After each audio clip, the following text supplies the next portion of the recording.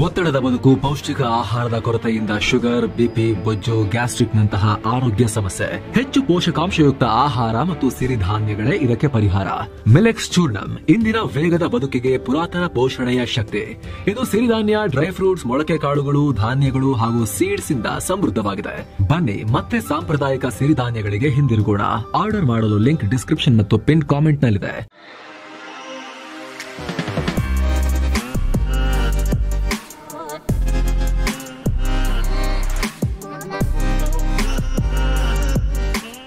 Hi friends, ದಿನದ ಎಲ್ಲ ಪ್ರಮುಖ ಸುದ್ದಿಯನ್ನು ನಿಮಗೆ ತಲುಪಿಸೋ mastmagga.comನ ಫುಲ್ ನ್ಯೂಸ್ಗೆ ಸ್ವಾಗತ.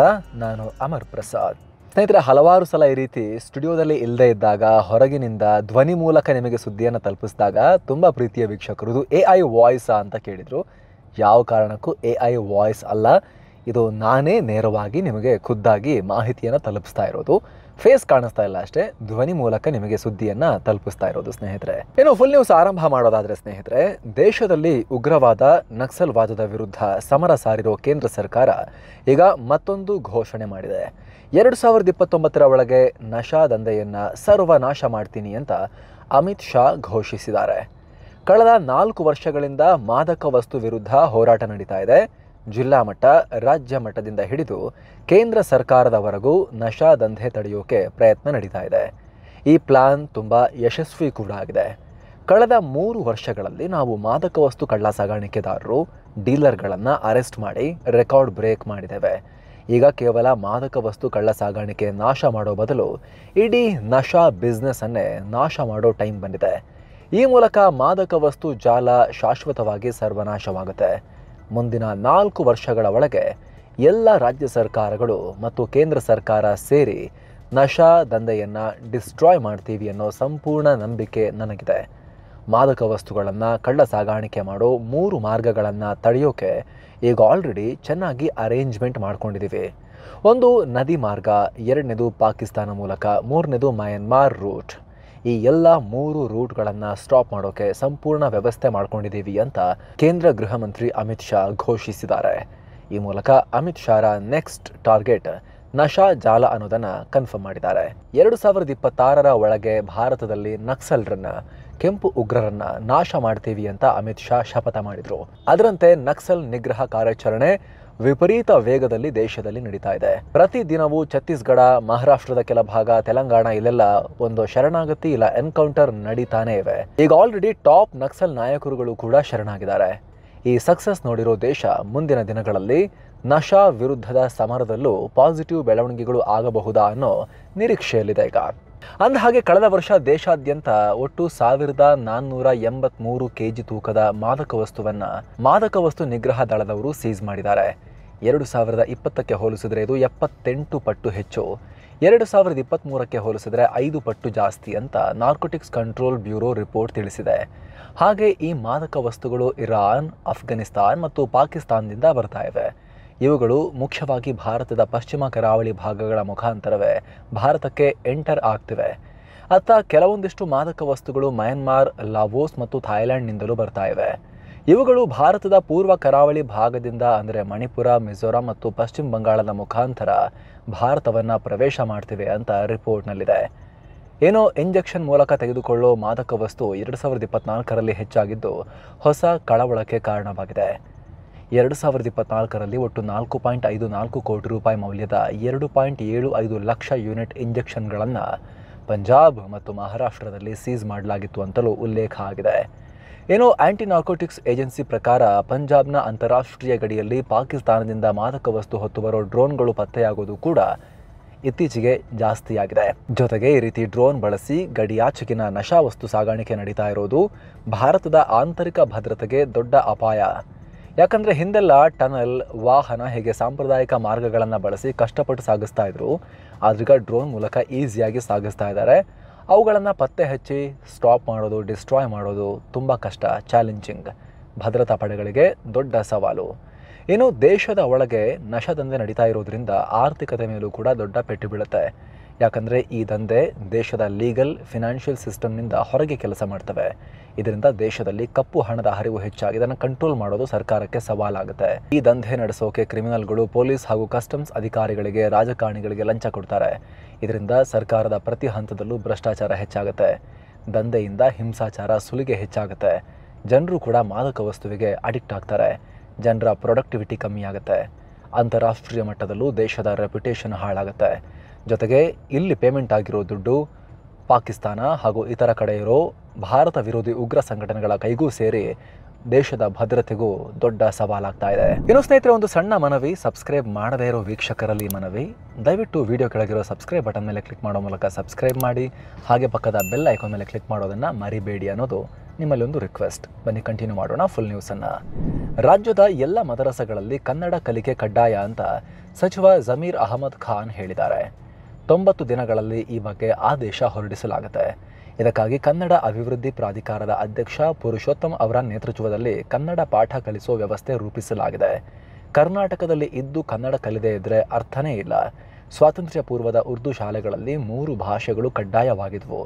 ಈಗ ಇದೇ ಮಾದರಿಯಲ್ಲೇ ಮೊದಲ ಭಾಷೆಯಾಗಿ ಕನ್ನಡ, ಉರ್ದುವನ್ನು 2ನೇ ಭಾಷೆ ಹಾಗೂ ಇಂಗ್ಲಿಷನ್ನು 3ನೇ ಭಾಷೆಯಾಗಿ ಆಯ್ಕೆ ಮಾಡೋ ವ್ಯವಸ್ಥೆ ಮಾಡಲಾಗಿದೆ ಅಂತ ಸಚಿವರು ಹೇಳಿದ್ದಾರೆ. ಏನೋ ಬೆಳಗಾವಿಯಲ್ಲಿ ನಡೆದ ಅದ್ದೂರಿ ಕನ್ನಡ ರಾಜ್ಯೋತ್ಸವ ಕಾರ್ಯಕ್ರಮದ ವೇಳೆ ದುಷ್ಕರ್ಮಿಗಳು ನಡೆಸಿದ ದೊಡ್ಡ ಕೃತ್ಯ ಬಯಲಾಗಿದೆ. ಈ ಭವ್ಯ ಮೆರವಣಿಗೆಗೆ ಗುಂಪಿನಲ್ಲಿ ಬಂದ ದುಷ್ಕರ್ಮಿಗಳು ಏಕಾಏಕಿ 5 ಮಾರಕಾಸ್ತ್ರಗಳಿಂದ ಇರಿದು ದಾಳಿ ಮಾಡಿದ್ದಾರೆ. ಹಲ್ಲೆಗೊಂಡವರನ್ನ ನೆಹರು ನಗರ್ ನಿವಾಸಿಗಳಾದ ಗುರುನಾಥ್ ವಕ್ಕುಂದ, ಸಚಿನ್ ಕಾಂಬಳೆ, ಲೋಕೇಶ್ ಬೆಟಗೇರಿ, ಮಹೇಶ್ ವಿನಾಯಕ ಹಾಗೂ ನಜೀರ್ ಪಠಾಣ್ ಅಂತ ಗುರುತಿಸಲಾಗಿದೆ. ಇವರನ್ನ ಆಸ್ಪತ್ರೆಗೆ ದಾಖಲಿಸಿ ಚಿಕಿತ್ಸೆ ಕೊಡಲಾಗ್ತಾ ಇದ್ದು, ಈ ಪೈಕಿ 2 ಸ್ಥಿತಿ ಗಂಭೀರವಾಗಿದೆ. ನಗರದ ಎಪಿಎಂಸಿ ಠಾಣಾ ವ್ಯಾಪ್ತಿಯಲ್ಲಿ ಈ ಘಟನೆ ನಡೆದಿದೆ. ನಗರ ಪೊಲೀಸ್ ಆಯುಕ್ತ ಭೂಷಣ್ ಬೋರಸೆ ಆಸ್ಪತ್ರೆಗೆ ಭೇಟಿ ನೀಡಿ ಗಾಯಾಳುಗಳ ಆರೋಗ್ಯ ವಿಚಾರಿಸಿದ್ದಾರೆ. ಏನು ಈ ರಾಜ್ಯೋತ್ಸವ ಮೆರವಣಿಗೆ ವೇಳೆ ಇದೇ ಬೆಳಗಾವಿಯಲ್ಲಿ 300ಕ್ಕೂ ಅಧಿಕ ಮೊಬೈಲ್ಗಳು ಕಳುವಾಗಿವೆ. ಈ ಸಂಬಂಧ ಜನರಿಂದ ಕಡೆ ಬಜಾರ್, ಮಾರ್ಕೆಟ್ ಮತ್ತು ಕ್ಯಾಂಪ್ ಠಾಣೆಗೆ ದೂರು ಕೊಡಲಾಗಿದೆ. ಏನು ಕರ್ನಾಟಕದಲ್ಲಿ ನವೆಂಬರ್ ಕ್ರಾಂತಿ, ಡಿಕೆಶಿ ಸಿಎಂ ಅಂತ ಹೇಳಿ ಗುಸುಗುಸು ಜೋರಾಗ್ತಿರೋ ಹೊತ್ತಲ್ಲಿ ಲೋಕೋಪಯೋಗಿ ಸಚಿವ ಸತೀಶ್ ಜಾರಕಿಹೊಳಿ ಸೋಮವಾರದಿಂದ 3 ದಿನಗಳ ಕಾಲ ದಿಲ್ಲಿ ಪ್ರವಾಸ ಇಟ್ಕೊಂಡಿದ್ದಾರೆ. ಈ ವೇಳೆ ಕಾಂಗ್ರೆಸ್ ಹೈಕಮಾಂಡ್ ನಾಯಕರಾದ ಎಐಸಿಸಿ ಅಧ್ಯಕ್ಷ ಮಲ್ಲಿಕಾರ್ಜುನ ಖರ್ಗೆ, ವೇಣುಗೋಪಾಲ್ ಹಾಗೂ ಸುರ್ಜೇವಾಲಾರನ್ನ ಭೇಟಿಯಾಗೋ ಸಾಧ್ಯತೆ ಇದೆ. ಕಳೆದ ವಾರವಷ್ಟೇ ಡಿಸಿಎಂ ಡಿಕೆಶಿ ದಿಲ್ಲಿಗೆ ಹೋಗಿ ಬಂದಿದ್ರು. ಅದರ ಬೆನ್ನಲ್ಲೇ ಬಿಹಾರ ಎಲೆಕ್ಷನ್ ನಂತರ ಕರ್ನಾಟಕದಲ್ಲಿ ನಾಯಕತ್ವ ಬದಲಾವಣೆ, ಸಂಪುಟ ಪುನರಚನೆ ವಿಚಾರಕ್ಕೆ ಸಂಬಂಧಪಟ್ಟಂತೆ ಚರ್ಚೆ ಆಗ್ತಿರೋ ಹೊತ್ತಲ್ಲಿ ಜಾರಕಿಹೊಳಿ ದಿಲ್ಲಿ ಭೇಟಿ ಕುತೂಹಲ. ಏನೋ ಜಾರಕಿಹೊಳಿ ದಿಲ್ಲಿ ಭೇಟಿಗೆ ಡಿಸಿಎಂ ಡಿಕೆ ಶಿವಕುಮಾರ್ ಸಾಫ್ಟ್ ಆಗಿ ರಿಯಾಕ್ಟ್ ಮಾಡಿದ್ದಾರೆ. ನಮಗೆ ಹೈಕಮಾಂಡ್ ದೇವಸ್ಥಾನ, ಹೆಡ್ ಆಫೀಸ್ ಇದ್ದ ಹಾಗದು. ಸತೀಶ್ ಜಾರಕಿಹೊಳಿ ದಿಲ್ಲಿ ಭೇಟಿಗೆ ವಿಶೇಷ ಅರ್ಥ ಕಲ್ಪಿಸೋದು ಬೇಡ, ಅವರು ಕೂಡ ಹಾಗೆ ಹೋಗ್ತಾ ಇದ್ದಾರೆ ಅನ್ನೋ ರೀತಿಯಲ್ಲಿ ಹೇಳಿಕೆಯನ್ನು ಕೊಟ್ಟಿದ್ದಾರೆ. ಏನೋ ಚಿತ್ತಾಪುರದ ಆರ್ಎಸ್ಎಸ್ ಪಥಸಂಚಲನ ವಿಚಾರ ಕೋರ್ಟ್ ಕಟಕಟೆಯಲ್ಲಿರೋ ಹೊತ್ತಲ್ಲಿ ಯಾದಗಿರಿಯಲ್ಲೂ ಕೂಡ ಆರ್ಎಸ್ಎಸ್ ಪಥಸಂಚಲನಕ್ಕೆ ಅಡ್ಡಿಪಡಿಸಲಾಗಿದೆ. ಕೆಂಭಾವಿಯಲ್ಲಿ ನವೆಂಬರ್ 4ಕ್ಕೆ ಪಥಸಂಚಲನ ನಡೆಸೋಕೆ ಆರ್ಎಸ್ಎಸ್ ಹಾಗೂ ಡಿಎಸ್ಎಸ್ ಅರ್ಜಿ ಹಾಕಿದ್ವು. ಹೀಗಾಗಿ ಈ ಸಂಬಂಧ ತಾಲೂಕಾಡಳಿತ ನಡೆಸಿದ ಸಂಧಾನ ಸಭೆನೂ ವಿಫಲ ಆಗಿದೆ. ಈ ವೇಳೆ ನೋಂದಣಿ ಇಲ್ಲದ ಆರ್ಎಸ್ಎಸ್ ದಂಡ ಹಿಡ್ಕೊಂಡು, ಅಂದ್ರೆ ಉದ್ದದ ಕೋಲ್ ಹಿಡ್ಕೊಂಡು ಪಥಸಂಚಲನ ನಡೆಸೋಕೆ ಪರ್ಮಿಷನ್ ಕೊಡಬಾರದು ಅಂತ ಡಿಎಸ್ಎಸ್ ಆಗ್ರಹಿಸಿದೆ. ಆದ್ರೆ ಆರ್ಎಸ್ಎಸ್ ಮಾತ್ರ ಈ ದಂಡ ನಮ್ಮ ಯೂನಿಫಾರ್ಮ್ ನ ಭಾಗ ಅಷ್ಟೇ, ಹೀಗಾಗಿ ಅದಿಲ್ಲದೆ ಪಥಸಂಚಲನ ಅಪೂರ್ಣ ಅಂತ ಹೇಳ್ತಾ ಇದೆ. ಹೀಗಾಗಿ ಈ ಬಗ್ಗೆ ಜಿಲ್ಲಾ ಆಡಳಿತಕ್ಕೆ ವರದಿ ಕೊಡೋಕೆ ತಾಲೂಕಾಡಳಿತ ಮುಂದಾಗಿದೆ. ಮತ್ತೊಂದು ಕಡೆ ಸಚಿವ ಪ್ರಿಯಾಂಕ ಖರ್ಗೆ ಆರ್ಎಸ್ಎಸ್ ವಿರುದ್ಧ ವಾಗ್ದಾಳಿಯನ್ನ ಕಂಟಿನ್ಯೂ ಮಾಡಿದ್ದಾರೆ. 1 ತಿಂಗಳ ನಂತರ ಆರ್ಎಸ್ಎಸ್ ನಾಯಕರು ದತ್ತಾತ್ರೇಯ ಹೊಸಬಳೆ ಮಾತನಾಡಿದ್ರಲ್ಲ, ಸೊ ಅವರು ಮಾತನಾಡಿದ್ದಾರೆ. ಆದರೆ ಬಿಜೆಪಿಯವರು 1 ತಿಂಗಳಿನಿಂದ ಬೀದಿಯಲ್ಲಿ ಮಾತನಾಡ್ತಿದ್ದಾರೆ. ಬಿಜೆಪಿಗರು ಆರ್ಎಸ್ಎಸ್ನ ಗುಲಾಮರು. ಸಂಘದ ಪರ ಮಾತನಾಡದೆ ಹೋದರೆ ಬಿಜೆಪಿ ನಾಯಕರಿಗೆ ಟಿಕೆಟ್ ಸಿಗಲ್ಲ. ಬಿಜೆಪಿಯ ರಾಷ್ಟ್ರೀಯ ಅಧ್ಯಕ್ಷರ ನೇಮಕ ಇನ್ನೂ ಯಾಕಾಗಿಲ್ಲ, ಆರ್ಎಸ್ಎಸ್ ಪರ್ಮಿಷನ್ ಕೊಟ್ಟಿಲ್ವಾ ಅಂತ ಟೀಕೆ ಮಾಡಿದ್ದಾರೆ. ಅಲ್ಲದೆ ಆರ್ಎಸ್ಎಸ್ನ ಇಡೀ ಸಮಾಜ ಒಪ್ಪಿಲ್ಲ, ಇಡೀ ದೇಶ ಒಪ್ಪಿಲ್ಲ, ಎಲ್ಲರೂ ಒಪ್ಪಿದ್ದಾರೆ ಅನ್ನೋ ಭಾವನೆ ಸರಿಯಲ್ಲ. ಸರ್ಕಾರಿ ಜಾಗಗಳಲ್ಲಿ ಅನುಮತಿ ತಗೊಳ್ಳದೆ ಚಟುವಟಿಕೆ ನಡೆಸೋ ಹಾಗಿಲ್ಲ. ಪರ್ಮಿಷನ್ ತಗೊಳ್ಳೋಕೆ ಆಗಲ್ವ ನಿಮಗೆ? ಮತ್ತೆ ದೊಣ್ಣೆ ಹಿಡ್ಕೊಂಡು ಯಾಕೆ ಪಥ ಸಂಚಲನ ಮಾಡಬೇಕು ಅಂತ ಪ್ರಶ್ನೆ ಮಾಡಿದ್ದಾರೆ ಪ್ರಿಯಾಂಕ ಖರ್ಗೆ. ಏನೋ ಜ್ಞಾನಪೀಠ, ಭಾರತ ರತ್ನ ಪುರಸ್ಕೃತ ಕನ್ನಡಿಗರ ಹುಟ್ಟೂರಿನ ಅಭಿವೃದ್ಧಿಗೆ ತಲಾ 1 ಕೋಟಿ ರೂಪಾಯಿ ಅನುದಾನ ಬಿಡುಗಡೆ ಮಾಡ್ತೀವಿ ಅಂತ ಇದೇ ಸಚಿವ ಪ್ರಿಯಾಂಕ ಖರ್ಗೆ ಅವರು ಹೇಳಿಕೆ ಕೊಟ್ಟಿದ್ದಾರೆ. ಮತ್ತೊಂದು ಕಡೆ ಕೊಡವರ ಹಾಕಿ ಉತ್ಸವ, ಚೇನ್ ಅಂಡ್ ಹಾಕಿ ಪಂದ್ಯಾವಳಿಗೆ 1 ಕೋಟಿ ರೂಪಾಯಿ ಅನುದಾನ ಕೊಡೋದಾಗಿ ರಾಜ್ಯ ಸರ್ಕಾರ ಹೇಳಿದೆ. ಸಿದ್ದರಾಮಯ್ಯ ಹೇಳಿದ್ದಾರೆ, ಸಿಎಂ ನಾನು ನೋಡೋಕ್ಕೂ ಬರ್ತೀನಿ ಅಂತ ಹೇಳಿದ್ದಾರೆ. ಏನೋ ಬಾಗಲಕೋಟೆಯ ಪಿಕೆಪಿಎಸ್ ಸಹಕಾರಿ ಸಂಘದ ಚುನಾವಣಾ ಫಲಿತಾಂಶದ ವೇಳೆ ಕಾಂಗ್ರೆಸ್ ಬಿಜೆಪಿ ನಡುವೆ ಮಾರಾಮಾರಿಯಾಗಿದೆ. ಒಬ್ರಿಗೊಬ್ರು ಕೈಕೈ ಮೇಲಾಯಿಸಿ ಬಟ್ಟೆ ಹಾರ್ಕೊಂಡಿದ್ದಾರೆ. ಏನೋ ಗುಂಪನ್ನ ಚದುರಿಸೋಕೆ ಪೊಲೀಸರು ಹರಸಾಹಸ ಪಟ್ಟಿದ್ದಾರೆ. ಲಾಠಿ ಪ್ರಹಾರ ಮಾಡಬೇಕಾಯ್ತು. ಇಲ್ಲೇನಾಯ್ತು ಅಂದ್ರೆ ಪ್ರಾಥಮಿಕ ಕೃಷಿ ಪತ್ತಿನ ಸಹಕಾರಿ ಸಂಘದ ಅಧ್ಯಕ್ಷ ಉಪಾಧ್ಯಕ್ಷ ಚುನಾವಣೆ ನಡೀತಾ ಇತ್ತು. ಆಗಿತ್ತು. ಎರಡು ಪಕ್ಷಗಳು ಸಮಬಲದಲ್ಲಿ ತಲಾ 6 ಬೆಂಬಲಿತ ಸದಸ್ಯರನ್ನ ಹೊಂದಿದ್ದು ಓರ್ವ ಪಕ್ಷೇತರ ಅಭ್ಯರ್ಥಿ ಕಣದಲ್ಲಿದ್ರು. ಆಗ ಬಿಜೆಪಿ ಆಪರೇಷನ್ ಮಾಡಿ ಕಾಂಗ್ರೆಸ್ ಸದಸ್ಯನನ್ನ ಅವರ ಪಕ್ಷಕ್ಕೆ ಸೆಳೆದು ಬಿಟ್ರು ಅಂತ ಆರೋಪಿಸಿ ಕಾಂಗ್ರೆಸ್ ಗಲಾಟೆ ಶುರು ಮಾಡಿತು. ಅದು ತಾರಕಕ್ಕೇರಿ ಹೊಡೆದಾಟ ಆಯಿತು. ಈ ಕುರಿತು ಮುಧೋಳ್ ಠಾಣೆಯಲ್ಲಿ ಪ್ರಕರಣ ದಾಖಲಾಗಿದೆ. ಮತ್ತೊಂದು ಕಡೆ ಕಬ್ಬು ಬೆಳೆಗೆ ವೈಜ್ಞಾನಿಕವಾಗಿ ಬೆಲೆ ನಿಗದಿ ಮಾಡಬೇಕು ಅಂತ ಬೆಳಗಾವಿ ಜಿಲ್ಲೆ ಮೂಡಲಗಿ ತಾಲೂಕಿನ ಗುರ್ಲಾಪುರ ಕ್ರಾಸ್ ಬಳಿ ನಡೀತಾ ಇರೋ ಕಬ್ಬು ಬೆಳೆಗಾರರ ಪ್ರತಿಭಟನೆ ತೀವ್ರ ಸ್ವರೂಪಕ್ಕೆ ಬಂದಿದ್ದು 4ನೇ ದಿನಕ್ಕೆ ಕಾಲಿಟ್ಟಿದೆ. ಈ ಹೋರಾಟಕ್ಕೆ ಬೆಂಬಲವಾಗಿ ಅಥಣಿ, ಹುಕ್ಕೇರಿ, ಬೈಲಹೊಂಗಲ ಹಾಗೂ ಬೆಳಗಾವಿ ತಾಲೂಕುಗಳಲ್ಲೂ ಕೂಡ ಕಬ್ಬು ಬೆಳೆಗಾರರು ಹೋರಾಟ ಮಾಡ್ತಿದ್ದಾರೆ. ಎಲ್ಲ ಕಡೆ ರಸ್ತೆ ತಡೆದು ರೈತರು ಹೋರಾಟ ಮಾಡ್ತಿರೋದ್ರಿಂದ ಪ್ರಯಾಣಿಕರು ಪರದಾಡೋ ರೀತಿಯಾಗಿದೆ. ಇವರ ಬೇಡಿಕೆ ಏನು ಅಂದ್ರೆ ಪ್ರತಿ ಟನ್ ಕಬ್ಬಿಗೆ 3,500 ರೂಪಾಯಿ ದರ ನಿಗದಿ ಮಾಡಬೇಕು. ಅಲ್ಲಿವರೆಗೆ ಯಾವುದೇ ಸಕ್ಕರೆ ಕಾರ್ಖಾನೆ ಆರಂಭ ಮಾಡಬಾರದು ಅಂತ ರೈತರು ಬೀದಿಗಿಳಿದಿದ್ದಾರೆ. ಬೆಳಗಾವಿ ಜಿಲ್ಲೆಯಲ್ಲಿ ಸುಮಾರು 28 ಸಕ್ಕರೆ ಕಾರ್ಖಾನೆಗಳಿದ್ದು ಇದುವರೆಗೆ ಯಾವುದೇ ಕಾರ್ಖಾನೆ ರೈತರ ಬೇಡಿಕೆಯಂತೆ ಪ್ರತಿ ಟನ್ ಕಬ್ಬಿಗೆ 3,500 ರೂಪಾಯಿ ನಿಗದಿ ಮಾಡಿಲ್ಲ. ಹಾಗಾಗಿ ಆಕ್ರೋಶಗೊಂಡು ಈ ಪ್ರತಿಭಟನೆಯನ್ನ ಮಾಡ್ತಾ ಇದ್ದಾರೆ. ಏನೋ ಕರ್ನಾಟಕದಾದ್ಯಂತ ಕೆಸೆಟ್ ಪರೀಕ್ಷೆ ನಡೆದಿದೆ. ಮೂಗುತಿ, ಕಿವಿಯೋಲೆ, ಕೈಯಲ್ಲಿ ಕಡಗ ಧರಿಸಿ ಕೆಸೆಟ್ ಪರೀಕ್ಷೆ ಬರೆಯೋಕೆ ಬಂದಿದ್ದ ವಿದ್ಯಾರ್ಥಿಗಳಿಗೆ ಬಳ್ಳಾರಿಯಲ್ಲಿ ಪರೀಕ್ಷಾ ಸಿಬ್ಬಂದಿ ಶಾಕ್ ಕೊಟ್ಟರು. ಕೈಗಡಗ ಹಾಗೂ ಯುವತಿಯರ ಮೂಗುತಿ, ಕಿವಿಯೋಲೆ ಈ ಎಲ್ಲ ರೀತಿಯ ಆಭರಣಗಳನ್ನ ತೆಗೆಸಿ ಪರೀಕ್ಷೆ ಬರೆಸಿದ್ದಾರೆ. ಅಸಮಾಧಾನದ ನಡುವೆ ಕೂಡ ಅನಿವಾರ್ಯವಾಗಿ ವಿದ್ಯಾರ್ಥಿಗಳು ಪರೀಕ್ಷೆ ಬರೆದ್ರು. ಆಮೇಲೆ ಏನೋ ಬೆಂಗಳೂರಿನಿಂದ ಕೇರಳದ ಕೊಚ್ಚಿ ಕನೆಕ್ಟ್ ಮಾಡೋ ಹೊಸ ವಂದೇ ಭಾರತ್ ಎಕ್ಸ್ಪ್ರೆಸ್ ರೈಲಿನ ಅಧಿಕೃತ ವೇಳಾಪಟ್ಟಿಯನ್ನ ರೈಲ್ವೆ ಸಚಿವಾಲಯ ಬಿಡುಗಡೆ ಮಾಡಿದೆ. ಈ ವೇಳಾಪಟ್ಟಿಯನ್ನ ನೀವು ಸ್ಕ್ರೀನ್ ಮೇಲೆ ನೋಡ್ತಾ ಇದ್ದೀರಾ. ಅತಿ ಶೀಘ್ರದಲ್ಲಿ ಇದು ಶುರುವಾಗೋ ನಿರೀಕ್ಷೆ ಇದೆ. ಇನ್ನು ನಾಲೆಗೆ ಬಿದ್ದು 4 ಮಕ್ಕಳು ಕೊಚ್ಚಿ ಹೋಗಿರೋ ಘಟನೆ ಮಂಡ್ಯದ ಶ್ರೀರಂಗಪಟ್ಟಣದಲ್ಲಿ ಆಗಿದೆ. 2 ಮಕ್ಕಳ ದೇಹ ಪತ್ತೆಯಾಗಿದ್ದು ಇನ್ನಿಬ್ಬರಿಗಾಗಿ ಶೋಧ ಕಾರ್ಯ ನಡೀತಾ ಇದೆ. ಬಟ್ಟೆ ತೊಳೆಯೋ ವೇಳೆ ಬಾಲಕಿಯೊಬ್ಬಳು ಕಾಲ್ ಜಾರಿ ನಾಲೆಗೆ ಬಿದ್ಲು. ಅವಳನ್ನ ಕಾಪಾಡೋಕೆ ಉಳಿದ ಬಾಲಕಿಯರು ನೀರಿಗಿಳಿದ ಪರಿಣಾಮ ಎಲ್ಲರೂ ನಿರ್ಪಾಲಾಗಿದ್ದಾರೆ. ಈ ಮಕ್ಕಳು ಮೈಸೂರಿನ ಮದರಸಾ ಒಂದರಿಂದ ಪ್ರವಾಸಕ್ಕೆ ಬಂದಿದ್ರು ಅಂತ ಗೊತ್ತಾಗಿದೆ. ಸದ್ಯ ಕಾರ್ಯಾಚರಣೆ ನಡೀತಾ ಇದೆ. ಇನ್ನು ಸ್ನೇಹಿತರೆ, ಒಂದು ಚಿಕ್ಕ ರಿಮೈಂಡರ್, ಮಸ್ತ್ ಮಗ ಪ್ರೀಮಿಯಂ ಮೆಂಬರ್ಶಿಪ್ ಶುರುವಾಗಿದೆ. ದಿನಕ್ಕೆ ₹1 ಕಮ್ಮಿ ದರದಲ್ಲಿ ನೀವು ಕೂಡ ಮೆಂಬರ್ ಆಗಬಹುದು. ಮೆಂಬರ್ಸ್ ಓನ್ಲಿ ಎಕ್ಸ್ಕ್ಲೂಸಿವ್ ವಿಡಿಯೋಸ್ ಅಲ್ಲಿ ಬರ್ತಾ ಇದೆ. ಲೈವ್ ಇಂಟರಾಕ್ಷನ್ ಕೂಡ ಕಾಲಕ್ಕೆಲ್ಲ ಸಿಗ್ತಾ ಇದೆ. ಆ ವಿಡಿಯೋಸ್ಗೆ ನಮ್ಮ ಚಾನಲ್ ಕಡೆಯಿಂದ ಹಾಕೋ ಯಾವುದೇ ಆಡ್ಸ್ ಕೂಡ ಇರೋದಿಲ್ಲ. ಜೊತೆಗೆ ನಿಮ್ಮ ಈ ಒಂದು ಮೆಂಬರ್ಶಿಪ್ ನಿಂದ ನಾವು ಇನ್ನೂ ಉತ್ತಮ ಗುಣಮಟ್ಟದಲ್ಲಿ ಕೆಲಸ ಮಾಡೋಕೆ ನಮಗೆ ಶಕ್ತಿ ಕೊಟ್ಟಂತಾಗುತ್ತೆ. ಆಂಡ್ರಾಯ್ಡ್ ಯೂಸರ್ಸ್ ಜಾಯಿನ್ ಬಟನ್ ಮೇಲೆ ಕ್ಲಿಕ್ ಮಾಡಬಹುದು. ಆಪಲ್ ಯೂಸರ್ಸ್ ಡಿಸ್ಕ್ರಿಪ್ಷನ್ ಮತ್ತು ಪಿನ್ ಮಾಡಿರೋ ಕಾಮೆಂಟ್ ಅನ್ನ ಚೆಕ್ ಮಾಡಿ. ಬನ್ನಿ ಈಗ ಫುಲ್ ನ್ಯೂಸ್ ಅನ್ನ ಕಂಟಿನ್ಯೂ ಮಾಡೋಣ. ಏನೋ ಪಾಕಿಸ್ತಾನ ತನ್ನ ದೇಶದ ಪ್ರಜೆನೆ ಭಾರತದ ಪರ ಬೇಹುಗಾರಿಕೆ ಮಾಡ್ತಿದ್ದ ಅಂತ ಹೇಳ್ಕೊಂಡಿದೆ. ಈ ಆರೋಪದ ಮೇಲೆ ಇಜಾಜ್ ಮಲ್ಲಾ ಅನ್ನೋ ಹೆಸರಿನ ಮೀನುಗಾರನನ್ನ ಅರೆಸ್ಟ್ ಮಾಡಿದೀವಿ ಅಂತ ಪಾಕ್ನ ಮಾಹಿತಿ ಸಚಿವ ಅಟ್ಟಾವುಲ್ಲಾ ತರಾರ್ ಹೇಳಿದ್ದಾರೆ. ಕಳೆದ ಸೆಪ್ಟೆಂಬರ್ನಲ್ಲಿ ಭಾರತದ ಕೋಸ್ಟ್ ಗಾರ್ಡ್ ನಮ್ಮ ಮೀನುಗಾರರನ್ನ ಅರೆಸ್ಟ್ ಮಾಡಿತ್ತು. ಬೇಹುಗಾರಿಕೆ ಮಾಡಿದ್ರೆ ನಿನಗೆ ಹಣ ಕೊಡ್ತೀವಿ, ಇಲ್ಲಾಂದ್ರೆ 2-3 ವರ್ಷ ಜೈಲಲ್ಲಿಡ್ತೀವಿ ಅಂತ ಹೇಳಿತ್ತು. ಜೊತೆಗೆ ಆತನಿಗೆ ಪಾಕ್ ಸೇನೆಯ uniforms, Pak currency, sim card, match box, lighter ಮತ್ತು ಹೊಗೆಬತ್ತಿಗಳನ್ನು ಕಲೆಕ್ಟ್ ಮಾಡುವಂತೆ ಒತ್ತಾಯ ಮಾಡಲಾಗಿತ್ತು. ಈ ರೀತಿಯೆಲ್ಲ ಬ್ರೇನ್ ವಾಶ್ ಮಾಡಿ ಭಾರತದ ಕೋಸ್ಟ್ ಗಾರ್ಡ್ ಆತನನ್ನು ಪಾಕಿಸ್ತಾನಕ್ಕೆ ಕಳಿಸಿತ್ತು. ಆದರೆ ಈ ಎಲ್ಲ ವಸ್ತುಗಳನ್ನು ತಗೊಂಡು ಭಾರತಕ್ಕೆ ಹೋಗುವಾಗ ನಮ್ಮ ಇಂಟೆಲಿಜೆನ್ಸ್ ಏಜೆನ್ಸಿಗಳು ಆತನನ್ನು ಹಿಡಿದು ಹಾಕಿದ್ವು ಅಂತ ತರಾರ್ ಆರೋಪಿಸಿದ್ದಾರೆ. ಹಾಗೆ ಇದು ಪಾಕಿಸ್ತಾನದ ವಿರುದ್ಧ ಪ್ರೊಪಗ್ಯಾಂಡಾ ವಾರ್ ಮಾಡೋ ಭಾರತದ ಇಂಟೆಲಿಜೆನ್ಸ್ ಏಜೆನ್ಸಿಯ ದೊಡ್ಡ ಪ್ಲಾನ್ನ ಭಾಗ. ಭಾರತದ ಪರ ಬೇಹುಗಾರಿಕೆ ಮಾಡ್ತಿದ್ದವನ ಹತ್ರ ಇದ್ದ ಕೆಲ ವಸ್ತುಗಳನ್ನು ಕೂಡ ನಾವು ವಶಕ್ಕೆ ಪಡೆದಿದ್ದೇವೆ, ನೋಡಿ ನಮ್ಮ ಹತ್ರ ಸಾಕ್ಷ್ಯ ಇದೆ ಅಂತ ಪಾಕ್ನ ಮಾಹಿತಿ ಸಚಿವ ಹೇಳಿದ್ದಾರೆ. ಪಾಕ್ ಜೊತೆಗಿನ ಉದ್ವಿಗ್ನತೆ ಹೊತ್ತಲ್ಲೇ ಪಶ್ಚಿಮ ಗಡಿಯಲ್ಲಿ ತ್ರಿಶೂಲ್ ಸಮರಾಭ್ಯಾಸ ನಡೀತಾ ಇರೋ ಹೊತ್ತಲ್ಲೇ ಭಾರತ ಡ್ರೋನ್ ಮತ್ತು ಕೌಂಟರ್ ಡ್ರೋನ್ ಅಭ್ಯಾಸ ಶುರು ಮಾಡಿದೆ. ಅಕ್ಟೋಬರ್ 28 ಮತ್ತು 29ನೇ ತಾರೀಕು ವಾಯು ಸಮನ್ವಯ್ 2 ಹೆಸರಲ್ಲಿ ಸೇನೆಯ ಸದರ್ನ್ ಕಮಾಂಡ್ ಆಶ್ರಯದಲ್ಲಿ ಈ ಅಭ್ಯಾಸ ನಡೆದಿದೆ. ಆಧುನಿಕ ಮತ್ತು ತಂತ್ರಜ್ಞಾನ ಚಾಲಿತ ಯುದ್ಧಕ್ಕೆ ಸೇನೆ ಯಾವ ರೀತಿ ಸಜ್ಜಾಗಿದೆ ಅನ್ನೋದನ್ನ ಪರಿಶೀಲಿಸೋಕೆ ಈ ಅಭ್ಯಾಸದಲ್ಲಿ ಡ್ರೋನ್ಗಳು, ಏರ್ಕ್ರಾಫ್ಟ್ಸ್ ಮತ್ತು ಸೇನೆಯ ಗ್ರೌಂಡ್ ಆಸೆಟ್ಸ್ ಭಾಗಿಯಾಗಿದ್ವು ಅಂತ ಸೇನೆ ತಿಳಿಸಿದೆ. ಏನು ಗಡಿ ಭದ್ರತಾ ಪಡೆ BSF ಭಾರತ ಬಾಂಗ್ಲಾ ಗಡಿ ಬಳಿ 55 ಅಕ್ರಮ ಬಾಂಗ್ಲಾ ಪ್ರಜೆಗಳನ್ನು ವಶಕ್ಕೆ ಪಡೆದಿದೆ. ಇವರೆಲ್ಲ ಪಶ್ಚಿಮ ಬಂಗಾಳ ಸೇರಿದ ಹಾಗೆ ದೇಶದ ವಿವಿಧ ರಾಜ್ಯಗಳಲ್ಲಿ ನೆಲೆಸಿದ್ರು. ಮತದಾರರ ಪಟ್ಟಿ ಪರಿಷ್ಕರಣೆ ಘೋಷಣೆ ನಂತರ ಬಂಧನ ಮತ್ತು ಗಡಿಪಾರು ಮಾಡೋ ಭಯದಿಂದ ಬಾಂಗ್ಲಾಗೆ ವಾಪಸ್ ಹಾರೋಕೆ ಹೊರಟಿದ್ರು ಅಂತ BSF ತಿಳಿಸಿದೆ. ಇವರನ್ನೆಲ್ಲ ಹೆಚ್ಚಿನ ವಿಚಾರಣೆಗಾಗಿ ಪೊಲೀಸರಿಗೆ ಈಗ ಹಸ್ತಾಂತರ ಮಾಡಲಾಗಿದೆ.